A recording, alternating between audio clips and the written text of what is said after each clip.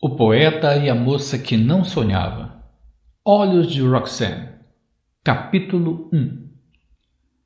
A maioria das pessoas pensa que abrir os olhos é a primeira coisa que se faz ao acordar de uma noite de sono.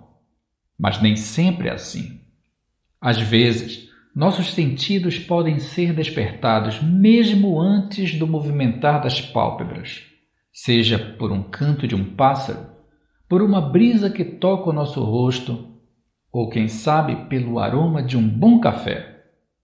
Mas naquele início de manhã de terça-feira, o primeiro sopro de realidade que veio à consciência de Carlos Eduardo foi precedido por um fragmento de sonho. Sabe aquele momento em que, segundos antes de despertar, você ainda está sonhando? Uma linha tão tênue que se é capaz de juntar os dois mundos, onírico e real, por um milésimo de segundo. Foi o que aconteceu a ele. À sua frente, a imagem de uma desconhecida moça de olhos verdes, tão reluzentes quanto o brilho de duas esmeraldas, e com um sorriso indecifrável, tal qual o que Da Vinci vislumbrara em Mona Lisa. Carlos Eduardo, encantado por aquela mulher, começou a recitar versos, curiosamente os mesmos que havia escrito quando era adolescente e que agora empoeiravam em um velho caderno escondido em uma de suas gavetas. O olhar misterioso da bela moça penetrava nos olhos de Carlos com uma força tão transformadora que fazia com que os versos ditos por ele saíssem fisicamente com cores e formas de sua boca, transformando aquele momento em uma coletânea de sensações entre figuras e verbos, uma poesia expressa em diversos tons que provocavam êxtase em todo o seu corpo à medida que as palavras tocavam a face desconhecida daquela enigmática jovem. De repente, ela se pronuncia com uma voz doce e suave, e o som de sua voz vai direto aos ouvidos de Carlos Eduardo. Cadu. No momento em que ouviu a voz pronunciando aquele nome, a barreira do mundo dos sonhos foi rompida e o trouxe de volta à realidade. Ele franziu a testa, esfregou os olhos e lembrou que Cadu era como o chamavam nos tempos da adolescência, um tempo distante, onde os computadores e celulares não eram tão presentes em nossas vidas. Uma época em que, como ele próprio dizia, as pessoas tinham que pensar com o próprio cérebro. Que estranho, pensou ele, sonhar com alguém desconhecido e o chamando por um nome que não o chamavam há anos. Ele então deu uma coçadinha no queixo e, ao olhar o celular, se espantou ao perceber que já eram 6 da manhã. Isso era um sinal do mundo avisando que na vida moderna não há espaço para divagações. Sua viagem seria em algumas horas. Era comer algo, dar uma checada nas redes sociais e partir para a aventura forçada. Sim, Carlos Eduardo não estava ainda por vontade própria. Seriam 10 horas de barco e ainda por cima deitado em uma rede. A empresa argumentou que não havia mais vagas em camarotes. Dizem que devemos desafiar nossas fraquezas para superá-las. Mas o fato de não saber nadar e de quase ter morrido afogado no rio aos 16 anos ainda era algo que o aterrorizava. O caminho de casa para o porto de Decauville dava uns 30 minutos. Era melhor chamar o carro de aplicativo quando já estivesse tudo pronto. Teria de se mover como um ninja para sair silenciosamente e não acordar Amanda, uma morena de corpo trabalhado nas melhores academias e a mente moldada nos reality shows de TV. Amanda tinha um sono curioso. Em certos momentos, o prédio podia vir abaixo e não seria o suficiente para acordá-la. Porém, em outros, um simples passo poderia despertá-la. Por sorte, a primeira opção prevaleceu. Carlos não quis acordar a namorada e fez o que tinha de fazer, saindo sem se despedir. Até porque ela tinha a chave do apartamento e não seria a primeira vez que isso iria acontecer. Ao entrar no elevador, ajeitou os cabelos negros e lisos e ficou uns segundos olhando o próprio reflexo no espelho. Fez uma pose para uma selfie e, por fim, notou que havia esquecido de apertar o botão do térreo. Sorriu ao lembrar que já havia feito isso outras vezes. Ao sair, deu bom dia ao jardineiro, olhou se tinha correspondência e foi ao encontro do carro que havia solicitado. No trajeto, tentou pensar em diversas coisas diferentes da viagem. Uma forma de driblar o medo. A noite de amor com Amanda havia sido intensa, mas esquentou só depois da novela. A moça não queria perder um dos capítulos decisivos. Entre uma rua e outra, ele riu para si mesmo ao lembrar de um diálogo meio sem sentido que teve com a moça durante um dos intervalos, onde ela disse: "O lustre do teatro tinha 32 lâmpadas. Como? O que você falou? Ontem no recital de piano, lembra? Eu contei quantas lâmpadas tinham naquele lustre. Havia 32. Naquele momento, Carlos não conseguiu compreender o que as lâmpadas do lustre tinham a ver com o que estava acontecendo. Entretanto, Amanda tinha esses insights a todo instante e, de certa forma, ele já havia se acostumado. É melhor não contrariar, pensou ele. Que interessante. Você é muito observadora. Na verdade, Carlos falou isso, mas pensou outra coisa. As memórias da noite anterior foram interrompidas quando, inexplicavelmente, ele pensou ter ouvido o mesmo nome que ouvira em seu sonho. Como? Você disse Cadu? Foi isso que você falou? Por um instante, Carlos Eduardo ficou curioso com a coincidência de ouvir seu antigo apelido mais uma vez. O motorista riu e o corrigiu. Não, é desse Bonjour. O senhor deve ter confundido. A propósito, meu nome é Dihan. Ah, legal. Agora eu entendi o Bonjour. Você tem descendência francesa? Não, senhor. Na verdade, esse nome é um apelido da época de moleque. Eu era muito magro e com as canelas finas, que nem um graveto. Aí sabe como é, a galera não perdoa. Começaram a me chamar de Perna de Rã. Com o tempo, o apelido foi reduzido para Dihan. Ficou assim até eu ficar adulto. Então resolvi adotar um nome, só que dei uma melhorada na escrita para ter um pouco de estilo. Que história, hein? Digna de se colocar em um livro. Comenta Carlos Eduardo, tentando esquecer a tensão da pré-viagem. Na verdade, seus pensamentos estavam longe, mais exatamente presos na sequência insólita daquele sonho inexplicável. Era impossível não recordar os verbos com formas e cores ou o olhar penetrante da desconhecida dos olhos cor de esmeralda. A viagem de carro acabou sendo mais rápida do que Carlos previa. Talvez por todas as lembranças que vieram à tona ou simplesmente por causa da ansiedade antes da jornada que o esperava. Carlos pagou a corrida, agradeceu, abriu a porta e saiu lentamente, enquanto de dentro do carro o motorista fazia um pequeno comentário introspectivo. Finalmente um passageiro educado. Até deu bola para minha conversa. De frente para o transporte que o levaria, Carlos acabou revivendo em sua mente a cena de seu quase afogamento na adolescência. A embarcação não tinha exatamente o tamanho ideal para uma viagem tão longa.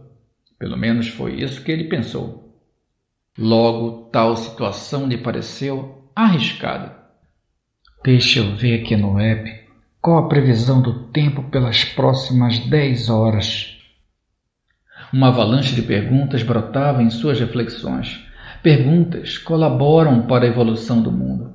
Mas naquela hora, a única coisa que evoluía era o seu estado de medo, passando para o de pavor. No meio ao caos, Carlos tenta um exercício de respiração. Inspira o ar por 10 segundos, prende por mais 10 e expira pelo mesmo tempo. Faz isso várias vezes na tentativa de que seus batimentos se igualassem à velocidade do ponteiro de seu relógio. Tarefa difícil, pois seu coração estava tão rápido que ele podia contar as pulsações sem o toque das mãos. Covarde não é aquele que teme, mas sim aquele que foge à batalha e não enfrenta os seus medos. Começou a repetir como um mantra a frase que seu avô lhe ensinara. Foi então que, imbuído de uma súbita coragem, Carlos pegou a mochila e, com a trilha de carruagens de fogo na cabeça, seguiu em frente, correndo, como um guerreiro que parte em busca de conquistas. O medo ainda o acompanhava, mas já não o paralisava como antes. Ao dominar seus demônios, suas perspectivas também começaram a mudar. O barco, que parecia ameaçador, agora não passava de um transporte pequeno e, talvez, pouco confortável. Com a demora em decidir-se, acabou sendo um dos últimos a entrar. Por isso acabou ficando próximo ao motor, onde o barulho era mais intenso, o que encarou como mais um desafio a ser superado. Deitado em sua rede, percebeu que o celular não estava acessando a internet. De um jeito ou de outro teria de se adaptar à vida sem tecnologia. O truque era manter o foco no trabalho e seguir em frente para a ilha de Brejo Novo, que de novo só tinha o nome. 2 semanas em um mundo completamente diferente do seu. Poderia ser uma tortura ou uma oportunidade para experimentar a vida fora do ambiente urbano. Tenho que ver o lado positivo disso tudo. Eu estou levando progresso para essa localidade. Energia elétrica só na metade do dia, de 8 da manhã às 8 da noite, ninguém merece.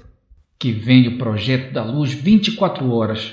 Depois de uns 20 minutos sobre as águas do rio Mapinguari, Carlos Eduardo pega sua mochila e, entre os documentos da MS Engenharia, empresa na qual trabalhava, pega seu velho caderno de poesias e tenta ressuscitar sua alma poética. O sonho da noite anterior o fez procurar o velho caderno esquecido. Pedaços soltos do passado de um jovem amante das letras que trazia sensibilidade na ponta da caneta. Hoje, porém, ao invés de um extenso vocabulário, Carlos tinha um largo conhecimento em siglas e emojis para digitar seus textos de mensagens de celular cada vez mais rápidos. Após algumas folheadas, ele descobre algo que nem sequer lembrava. Olha, o romance que eu nunca terminei de escrever. Passei parte da vida pensando em poesias e textos e acabei me tornando engenheiro. Lembro que eu até tinha as ideias, mas travava na hora de pensar num bom título. Tipo, As Crônicas de Cadu. Não, ficaria igual às Crônicas de Nárnia. Carlos filosofou em como certas mudanças que julgamos benéficas podem matar nossos sonhos. Deitado na rede, ele lembra que possuía um aplicativo de músicas no qual poderia utilizar mesmo em lugares que não houvesse sinal para celular. Reviver seus manuscritos com trilha sonora poderia tornar a jornada mais agradável. O movimento das águas, o vento soprando em seus cabelos e o som relaxante da música Vilarejo o fez relembrar outra vez de seu sonho. Lembrou dos olhos verdes, dos verbos com imagens e cores que saíam da boca dele e dançavam em volta daquela mulher misteriosa e do nome Cadu, pronunciado por ela. Perdida em seus pensamentos, nem se deu conta que estava sonhando de novo. Os mesmos olhos verdes daquela que intrigava sua cabeça agora o olhavam com uma mistura de paz e desejo. A canção inebriante em seus ouvidos servia como pano de fundo para o paradisíaco cenário que ali se apresentava. Tudo parecia perfeito, só que de repente todo aquele belo momento iria se transformar em tensão. A moça começou a mudar de fisionomia. Parecia estar presa em volta das mesmas palavras que anteriormente dançavam em sua volta. Os verbos viraram um redemoinho de letras ao redor dela, que, aflita, não conseguia se desvencilhar daquele alfabeto em forma de turbilhão. Carlos observava a cena em desespero, pois não tinha forças para ajudá-la. No meio da agonia, ela olhou novamente, estendeu os braços e gritou: Cadu! Ao ouvir mais uma vez o incessante nome, Carlos despertou, assustado, quase sendo jogado da rede.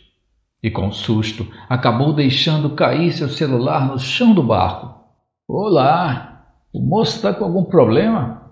Um homem alto, de características exóticas, o abordou. Não, acho que peguei no sono e quase caio da rede. Estou procurando meu celular que caiu na hora do susto. Rapaz, estou começando a achar uns pedaços. Aqui está a bateria, a parte da frente está debaixo da rede daquele senhor na rede verde. Graças a Deus. Espero que não tenha quebrado. Valeu. O que você estava ouvindo para cair da rede, brother?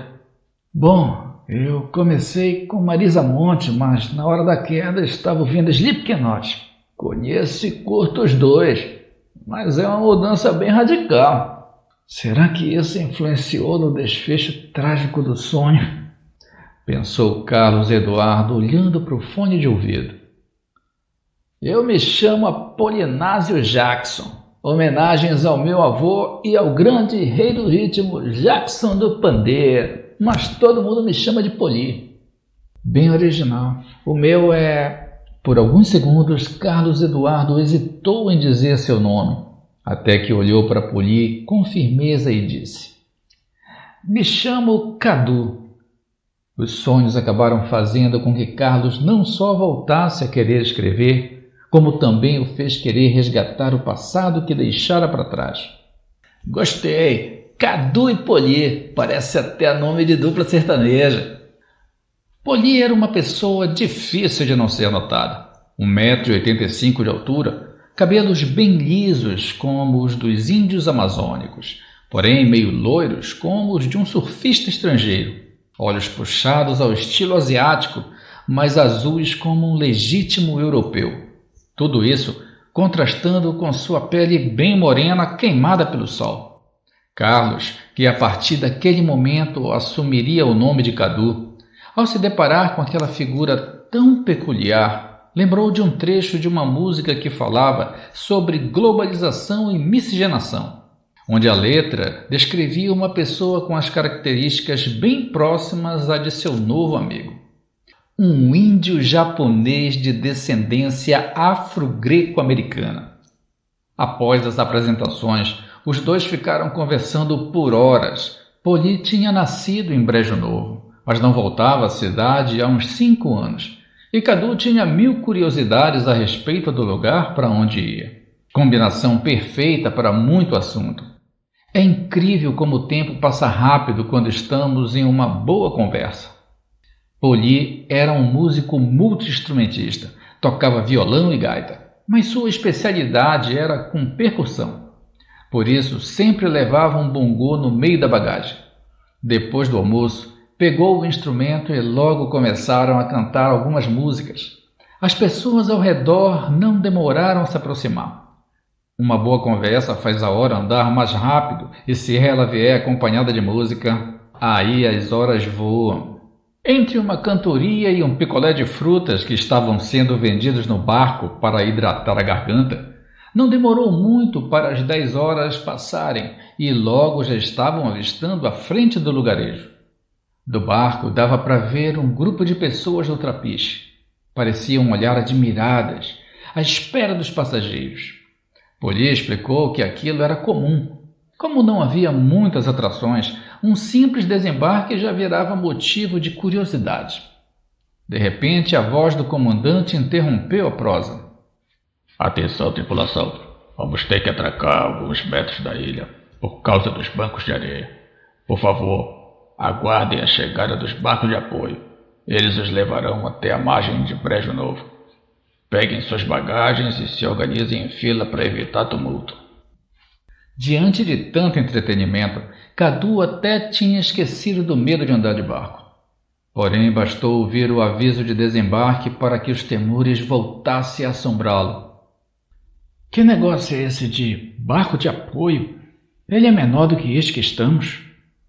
As perguntas disparavam de sua boca na mesma medida em que sua mão apertava o pulso de Poli. Relaxa, homem. Isso é um procedimento normal. Você está gelado que nem um picolé de taperebá que a gente chupou depois do almoço. Poli segura Cadu pela mão, mas os passos do engenheiro ainda tremem como se acompanhassem o ritmo das águas. No momento derradeiro da troca de embarcação, Cadu não conseguia mais esconder o nervoso. Poli, percebendo-o, segurou ainda mais forte. Entretanto, quando foi passar de um transporte para o outro, uma onda foi de encontro ao barco. Cadu se desequilibrou e acabou pisando em falso. O reflexo para não cair o fez puxar a mão que estava sendo segurada por Poli, e isso só piorou sua situação. Sem apoio, Carlos foi arremessado de onde estava. No intuito de se segurar em algo, tocou com as pontas dos dedos na beirada de uma das canoas, mas não o suficiente para se agarrar. Na fração de poucos segundos, olhou para o novo amigo, deu um agoniante grito implorando por socorro e foi tragado pelas águas escuras do Mapinguari. Apesar de estar perto da terra firme, aquele local era bem fundo e uma pessoa em desespero afunda rapidamente. Poli pulou quase no mesmo instante, mas a água barrenta era traiçoeira com os desavisados. O escuro do rio e a correnteza engoliram o corpo de Cadu mais depressa do que a tentativa de seu parceiro de viagem salvá-lo. Na luta pela sobrevivência, o engenheiro tentava atracar-se a qualquer coisa que pudesse lhe servir de socorro. Ao se debater descoordenadamente, se desprendeu da mochila e começou a perder as forças, indo cada vez mais para o fundo. O exótico amigo mergulhou e voltou à tona algumas vezes, até que numa delas avistou a mochila boiando. Ele a pegou com uma mistura de esperança e frustração por saber que aquilo poderia ser o sinal de uma tragédia. Voltando à superfície, o homem de sorriso fácil trazia tristeza nos olhos. Já quase inconsciente, Cadu relembra das últimas coisas que tinha vivido e nos segundos finais de lucidez ele se vê mais uma vez de frente com os olhos da moça dos sonhos. Ela estende as mãos em sua direção. Seria o fio que ainda o ligava ao mundo dos vivos? Ou o canto da sereia que o convidava para os braços da morte?